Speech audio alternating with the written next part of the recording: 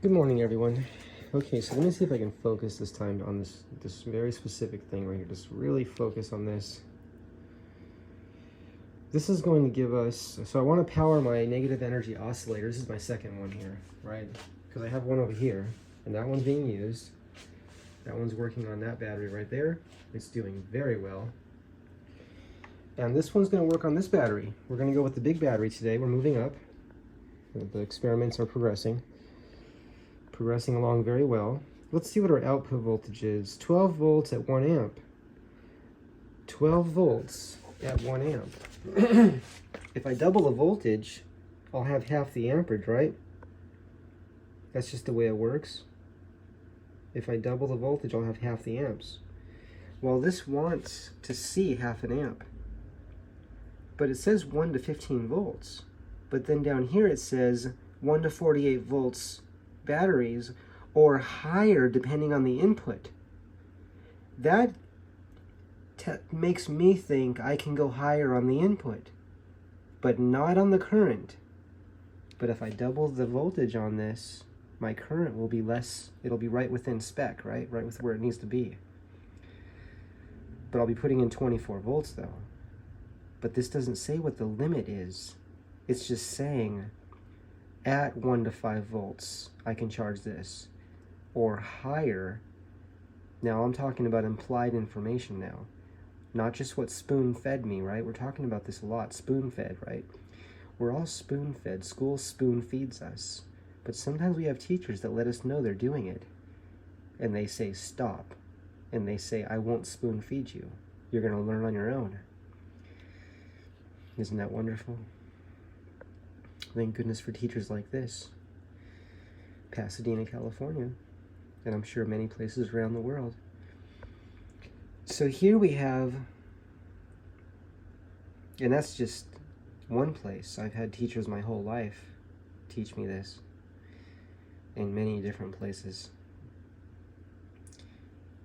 So yeah, I'm going to go higher on the voltage, but because it's saying max on the next to amps, it's not saying max next to volts, but it is saying max next to amps. I'm not going to go higher on the current. I'll keep it under, I'll do what it says. What I don't know is, and I hope I didn't damage this already, I connected this to a battery, to this battery. And I was thinking to myself, that's a 12 volt battery, right? If I connect this to that battery, is that too much current for it? That's what I don't know.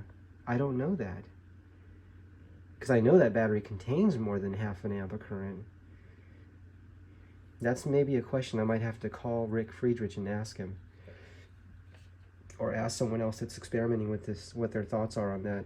And then still call Rick. Always go to the source, right? Always go to the source. This is Rick's product here. It's an experimental product. There's no guarantees with this. It's purely experimental. There's no promises. Anything I say here is my own thought experiments. I don't know for sure that I'm actually lowering the resistance inside that battery. That's hypothetical. That's experimental. That's a thought experiment. That's what I think might be happening. I don't know. Thank goodness I don't have to prove it though. Thank goodness I'm here to learn. And that's all I'm here for, is to learn and to share my experience, which teaches me more. Because teaching is learning. Okay, everyone, so I'm going to use this, my plan is to use this to hook this up to this, and then I can control the voltage, the output, by turning a screw here. It's on this side, I think, right there. It's that little golden color screw on top of that blue piece right there. When I turn that, that controls the output voltage, what's coming out. So on the input side, I bought this on Amazon. On the input side, I'll have this connected. And I already have the wires stripped. As you can see, the wires are ready. So we'll go ahead and get that going, and we'll see you soon in the next video. Hope you're having a great day. See you soon. Don't forget to ask Apple to give us the choice of 260 watt fast charging for the cell phone. That means it'll fully charge the phone in 5 to 10 minutes. Wouldn't that be wonderful? See you soon. Just make a video, or video request. That's what I did. I'm going to do that. I'm going to make a video saying, Apple, please. I'm going to say, Dear Apple, please bring Apple customers and the world 260 watt fast charging. Because if we don't ask, they're not going to do it. They want to give the customers what the customers are asking for. If the customer doesn't think something's possible, then they won't ask for it. But believe me, if we all ask for levitating cars, if every single person on the planet asked for it, all the automakers would be rushing to bring them out. It's just a matter of asking. Remember, ask and ye shall receive? It's right there. We learned that right away. We have to ask. But we don't ask because we don't think things are possible.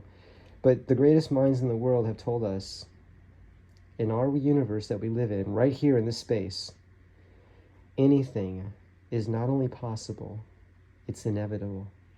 Inevitable. There's nothing impossible. See you soon.